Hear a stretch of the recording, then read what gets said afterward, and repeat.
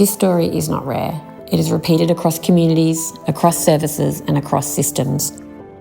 It reminds us why this work exists. She didn't call herself a victim, she just knew something wasn't right. The control started small. Questions about money, comments about who she saw, where she went, who she spoke to. Over time, it tightened. Rarely bruises, but fear, silence, walking on eggshells, her children watching more than she realised. It took years for her to tell someone. First a nurse, then a friend, then she repeated her story to police, then again to another service. Each time she had to explain what happened. She wondered whether people actually read her intake notes. Each time she wondered who would actually help her. She wasn't only navigating violence, she was navigating a system. Housing, courts, child protection, financial stress, school impacts. Different doors, different forms, different people, different hoops to jump. When systems don't connect, women and children carry the weight of holding everything together. That is the context in which this work sits. Hi, I'm Jodie, and I want to thank you for this opportunity to share our approach. In complex environments like sexual assault and family violence services, strategy must do more than set direction. It can be a stabilising moment, strengthening alignment, restoring clarity, and creating shared confidence in the way forward. We approach strategy as a disciplined sense-making process, one that actively involves those affected by the decisions while maintaining governance accountability. Our approach draws on three integrated lenses. First, co-production and structured participation. In this context, co-production goes beyond consultation. It creates real opportunities for victim survivors, staff and partners to shape key questions, surface tensions and influence priorities. Engagement is carefully designed, psychologically safe, power-aware and appropriately paced. Secondly, a system-based lens. Rather than treating strategy as a list of initiatives, we examine patterns, pressures and interdependencies across governance, service delivery, workforce capability and reform dynamics. This allows us to identify leverage points and clarify trade-offs. Thirdly, learning and feedback loops. We build structured reflection points throughout the process. Stakeholders see how inputs inform decisions. Strategy becomes an active guide for learning and adjustment, not a static document. For SAFV, this integrated approach strengthens alignment without losing coherence. Our process unfolds over 5 phases. Phase 1, foundations and shared framing. We begin with the board and executive to clarify scope, non-negotiables and decision rights. We review system context and co-design the engagement approach. Clarity at the start prevents confusion at the end. Phase 2 is co-creation and sense-making. We facilitate structured engagement with staff, trauma-informed lived experience communities and key partners. Between sessions, we synthesize themes and activate feedback loops so participants see how their contributions shape direction. Phase 3 is strategic coherence and direction setting. We translate insights into strategic architecture, vision, purpose, priorities, and outcomes. Board and executive workshops test trade-offs and ensure alignment between ambition and capability. Phase 4 is integration, testing, and refinement. We test emerging directions with stakeholders.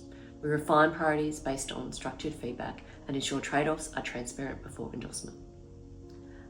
Phase 5 is activation, governance, alignment. We support implementation sequencing, align monitoring mechanisms, and ensure the strategy translates into practice. The outcome is shared ownership and clear accountability. Authentic engagement requires an approach that is tailored to the group. For the board, we focus on decision clarity, governance boundaries, and strategic trade-offs. For the executive, we focus on feasibility, implementation reality, and cross-functional alignment. For staff at all levels, we prioritise psychological safety, structured dialogue, and visible influence. For clients and victim survivors, engagement is trauma-informed, power-aware, and authentically held. Clear communication about purpose and limits of influence builds trust with this group. Across all groups, transparency is critical. Participants need to know what is open for influence, what is constrained, and how their inputs will be used.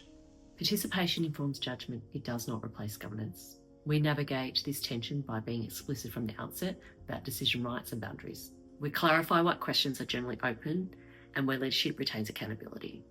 Engagement is designed to broaden insights and surface truth, not to outsource decision-making. Structured synthesis sessions then distill diverse inputs into themes, trade-offs and options. This allows breadth of voice without diluting focus. Strategic coherence is strengthened, not weakened, by well-designed participation. A relevant example was our work with Mellitrack Health and Community Services, a rural, geographically dispersed health service operating with ongoing reform. The organisation had recently experienced significant leadership transition. A long-term CEO with a very distinctive leadership style had stepped down. A relatively new CEO and board chair were in place. At the same time, the broader health system was undergoing reform. Workforce shortages were intensifying and community confidence was unsettled. The community strongly identified with the organisation, so the combination of leadership change, reform pressures and workforce strain had created internal fragmentation and external conflict. There was uncertainty about direction, identity and priorities. The challenge was to restore alignment and clarity, not simply write a plan. We designed structured dialogue forums across sites with multiple touch points for participation.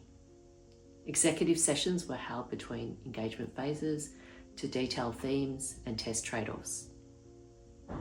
Decision boundaries were explicit from the outset. Draft elements were developed iteratively with transparent feedback loops. The outcome included reduced duplication and confusion, shared language across sites, clearer priorities, and sustained alignment beyond the launch. The process strengthened trust between governance, leadership, and workforce. The community felt heard and are more confident in the future direction of the health service.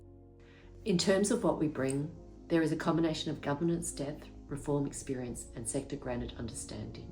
My background includes executive and board roles in complex health systems, including mergers and reform environments. I bring a structured approach to decision-making, clarity around governance boundaries, and an implementation lens, ensuring strategy translates into practice. Brooke brings direct experience within sexual assault and family violence services, both as a practitioner and senior leader, alongside lived experience of family violence. That perspective informs a deeply intentional approach to safety, power awareness, and ethical integration of lived experience within strategic work. Together we bring the ability to hold complexity, to create psychologically safe processes without losing direction, and to balance compassion with disciplined decision-making. At a values level, I believe people affected by decisions should meaningfully influence direction. I also believe that leadership carries responsibility for clarity, accountability, and coherence. Trauma-informed, person-centered work requires both voice and structure. It requires dignity in participation, transparency in boundaries, and courage in decision-making.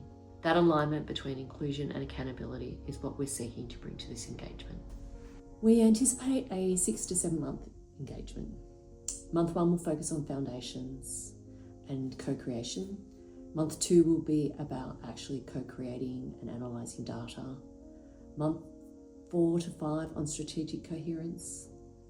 Month 5 to 6 on testing and refinement. Month 6 to 7 on activation and governance alignment. For a process of this depth and duration and level of engagement within the organisation and with key stakeholders, we anticipate a high-level budget range of $82,500. We're available to commence from the end of March with consistent senior involvement throughout. I would personally lead the engagement with Brooke co-facilitating key phases. We are open to discuss all these points with you at a time that's convenient. We see this strategy as an opportunity to strengthen clarity, alignment, and confidence as a pivotal moment.